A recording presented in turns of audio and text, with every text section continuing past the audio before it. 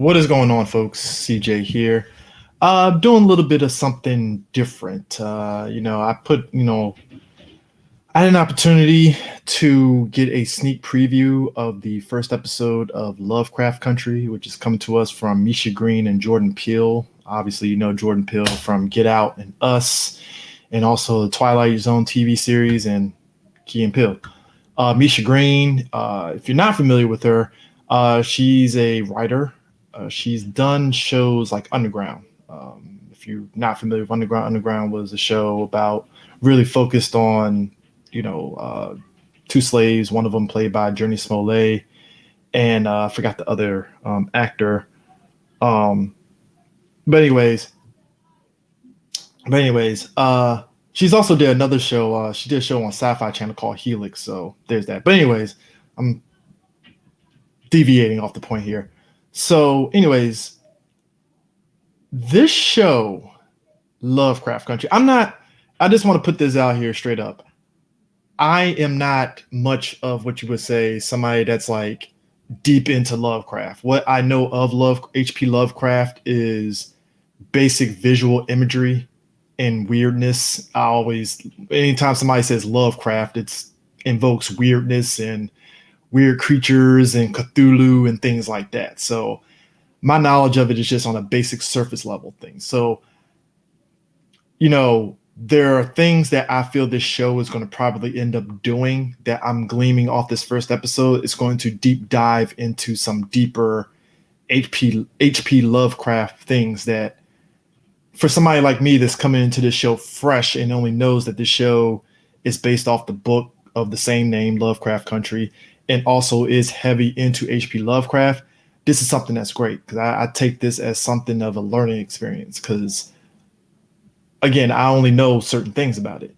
So watching this show and watching this episode in particular, I could tell you this, Lovecraft Country is going to get a lot of comparisons to Watchmen, and here's why.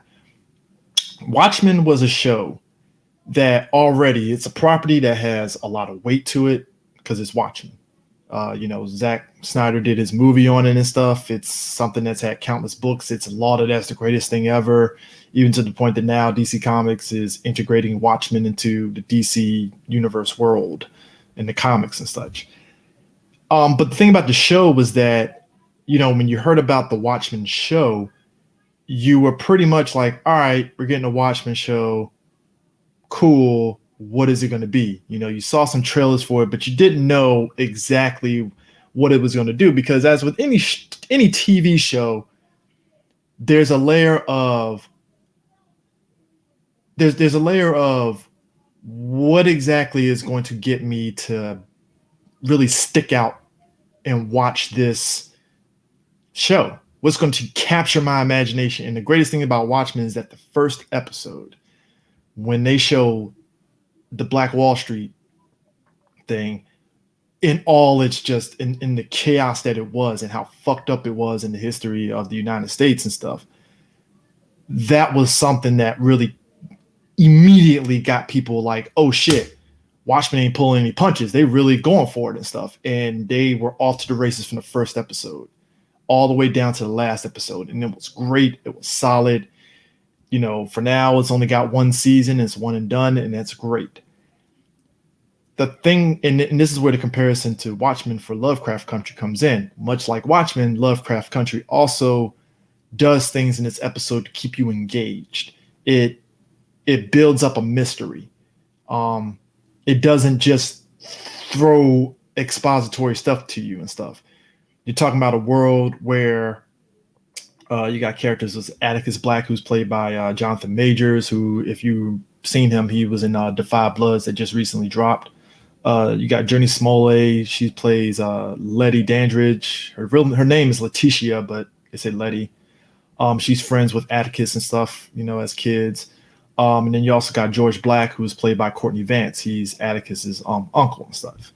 I'm not going to go into any details on this episode, but I'm just kind of giving you an idea of the major players. That's going to be probably most likely the main characters as part of the series and such.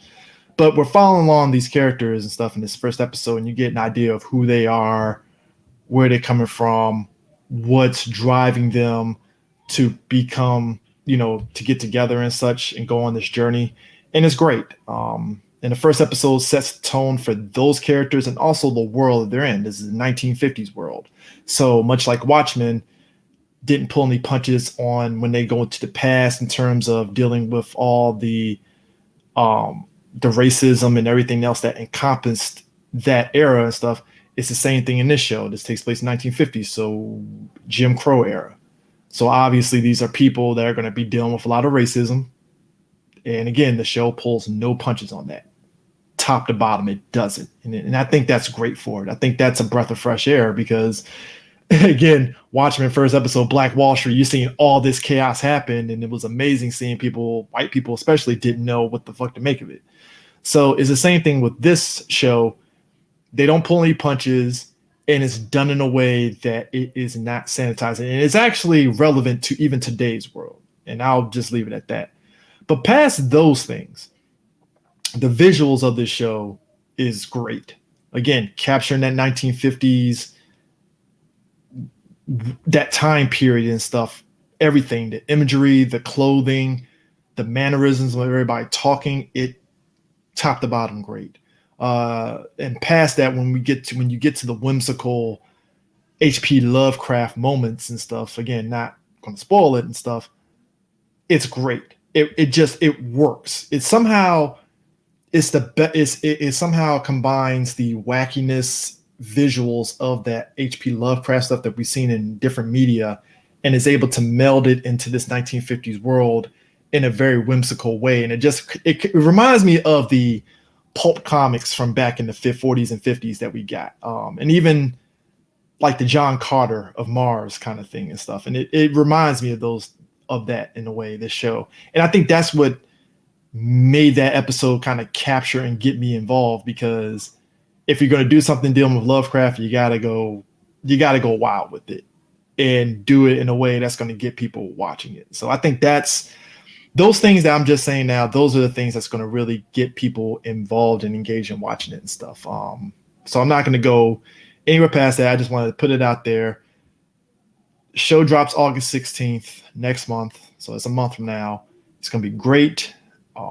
And be on the lookout for, we're going to be basically doing episode recaps, much like we did Watchmen. So if you haven't already, you can subscribe to our 3BG recaps and discussion feed and go from there and check it out. So that's my thoughts. Feel free to comment in the comment section. And yeah, Lovecraft Country. Can't wait. Peace, guys.